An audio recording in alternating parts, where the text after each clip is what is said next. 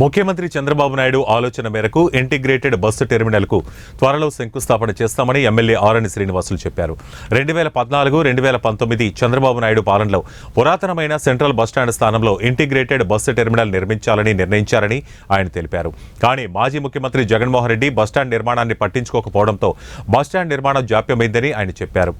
NHLML CEO Prakash Gaur, project director Pooja మిశ్రాలను RTC guest హౌస్లో MLA ప్రత్యేకంగా భేటీ అయ్యారు.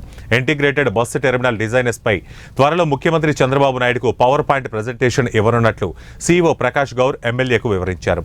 డిజైన్స్ ఆమోదించిన వెంటనే టెండర్ల ప్రక్రియ ప్రారంభిస్తామని CEO తెలిపారు. ఈ భేటీలో జిల్లా ప్రజా రవాణా శాఖ అధికారి చెంగల్రెడ్డి తదితర అధికారులు పాల్గొన్నారు.